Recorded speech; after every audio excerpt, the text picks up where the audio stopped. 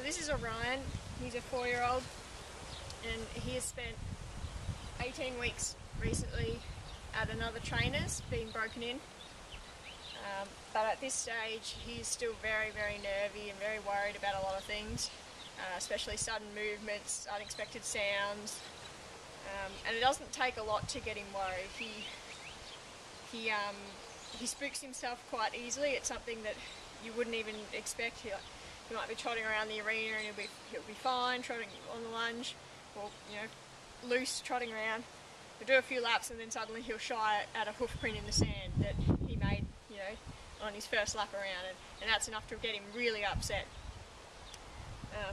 So I've been working with him for about a week and a half now, doing lots of groundwork, lots of desensitizing, just trying to get him, just to realise that the world isn't out to get him, and that he can relax, and that it can be fun to be with people. And we're not trying to hurt him, and we don't want him to be afraid. We want him to be happy, and we don't want him to be so worried and nervous about everything all the time. So standing here, he seems quite relaxed, which is good. Nice big yawns happening, and he's licking his lips, and he's thinking, oh, what does she want me to do? We've been working every day, and we come in here and we do various things. So he's having a good think, and he's pretty relaxed at the moment. And for the most part, he has been improving really well with his spookiness to a lot of sudden movements and things. But as I said, it doesn't take much to set him off, and where he can seem to be coping with a whole heap of scary things, something tiny that seems insignificant suddenly sets him off and just really worries him and really upsets him, and he gets into a really high flight mode where he just shoots off and he just stops thinking and he just takes off. So even though he's technically broken in, at this point I would not say that he is safe to ride. I have been on him once and he clearly wasn't ready. He was very tense, and he did get a fright at something. He just got his hoof caught in the sand. That was, nothing. It's just we had a few strides of trot, got his hoof stuck in the sand as he came around, flexed himself around, and that was enough to set him off, and he was just off. There was no stopping him, and I had to jump off. There was no I couldn't control him. He started bucking and carrying on and getting really worried. So at this point, he's not safe to ride. He's not a broken-in horse, and that's just because he's so worried. So we don't know exactly what's going on in his past that he's acting this way. But all we can do is try and work with where he is at now and see if we can help him out a little bit. So just move him to where you can see his full body on the screen. Good boy. Cool. Back. Good boy. Alright, so when he first came here, I couldn't even do that without him getting worried. He'd jump away and he'd snort and he'd carry on, and that was a big deal. So we worked through that, and now he's okay with that. I don't know if you can see through me, but he's just licking and chewing now already, just after a few flicks. Especially behind him, he could not cope with things touching his back end, or even just moving behind him. That was enough to really worry him and really freak him out. He wasn't picky as such, but he would get quite worried and he'd leap away. And it was a big deal for him, having something moving behind him that he couldn't see and he didn't know what it was. That was a big deal for him. So at the moment he's just looking at a noise across the road, and that's okay. He's not reacting to it, he just wants to have a look. I'm not going to yank his head back over and say, pay attention to me. He'll come back with his attention to me when he's ready. So I'm just going to keep going on this until he does. And then as soon as he pays attention back to me and shows that he can relax again, that's when I'll stop. So there, his head's come back to me a little. His ear is on me, he's listening to what I'm saying and what I'm doing. But he is a bit concerned about what's going on over the road with the neighbours wheeling in. Probably can't hear that on the camera, but that's what he's looking at. Good boy. So his attention's starting to come back onto me there. So he's turning his head to me. Good boy.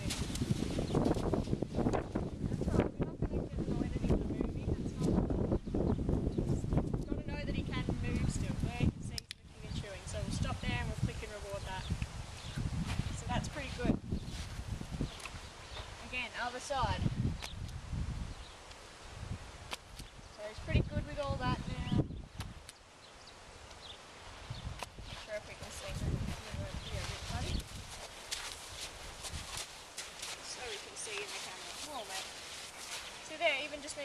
stand up was of a concern to him, which he seemed fine with everything else, and then all of a sudden that becomes a concern again. So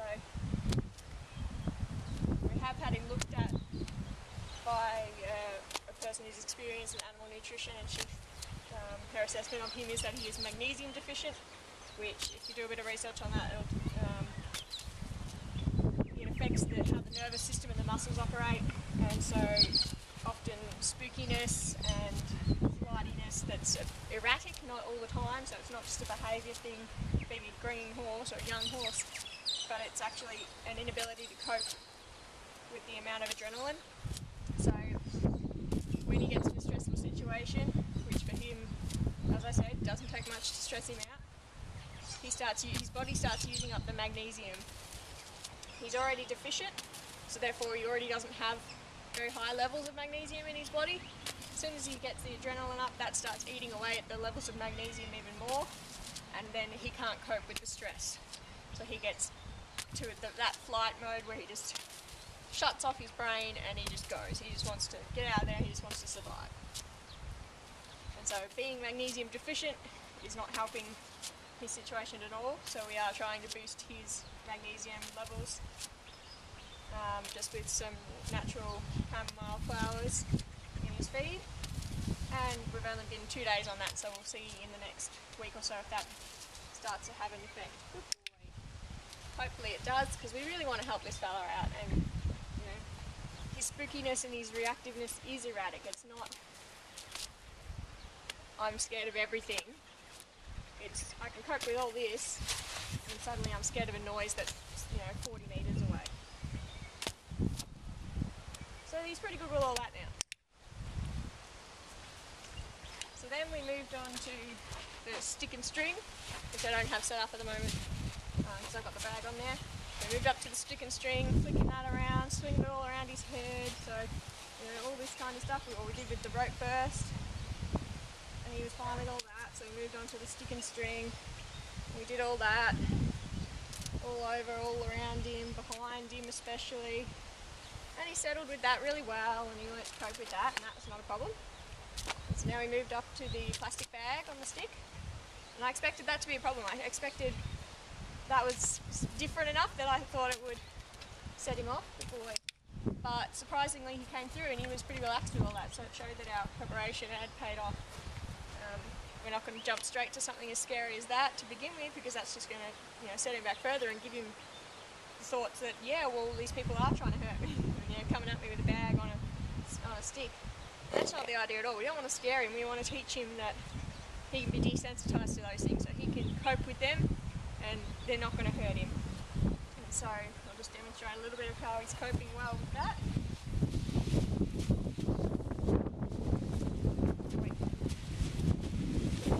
With here, just a plastic bag.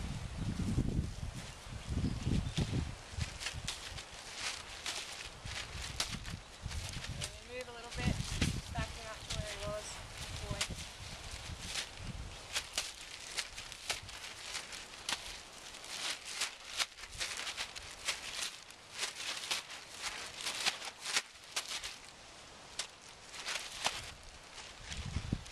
So licking and chewing, having to put his head down, and then touching him with it. So he flinched a little bit then, but that wasn't too bad.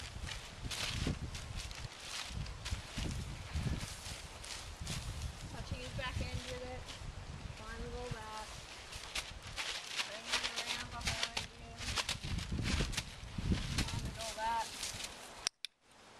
And we're using the positive reinforcement of the clicker and a food reward the whole way through, just to help you understand when he has given the correct response, which in this case is not reacting to the scary stimulus.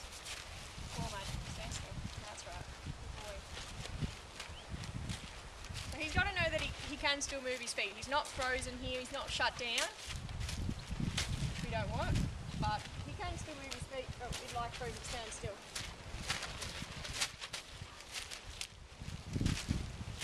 So you can see he's quite desensitised to that now. He's not really worried about that at all, which is great. But then the challenging part for me now is that something insignificant and you know, he can cope with all that, and I think, oh well, he's doing really well.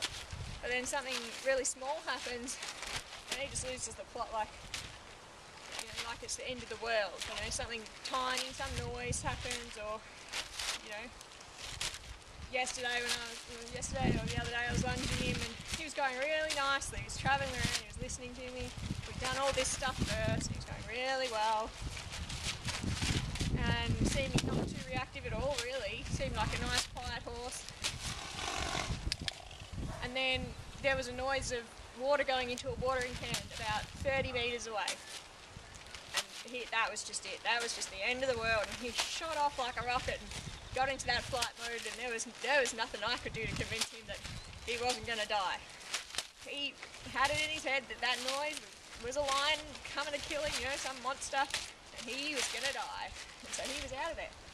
And I had to just wait until he slowed down and realised that he can only run around in circles in here and you can't really get that far. And then he realised that the noise hasn't continued, so maybe there isn't a monster. It's the classic shoot first, ask questions later approach to thinking, which, you know, is fair enough. Horses' natural instinct is to survive. But, you know, to make a riding horse safe, that's, you know, we can't have that kind of attitude. And so it's not his fault, that's just the way that he's an animal, he's a horse, he's a prey animal, that's how they think. And we just have to help him get over that and realise that he is okay, and little noises like that, watering can noise 30 metres away, is not going to kill him, it's not the end of the world. He's going to be okay, he needs to trust us. And that's probably where he's at. He's quite good with all this stuff when he realises, we've built up the trust and he realises he's okay. And he can cope with all that stuff, and you think, oh well, that's really good. And it is good, but there's still those gaps in his confidence, which we really need to build on. So today, this will just be part one. I'll put up a separate video because it'll be too long otherwise to watch in one hit. That's part one, showing where he's at the moment. His confidence has improved a lot since he's been here and since I've been working with him, and I'd like to think that that's partly due to the use of the positive reinforcement, really just guiding him in the right direction and showing him that he can be okay and that he can do the right thing and get rewarded for it. And so in the next video I'll move on to some new things that we haven't done before,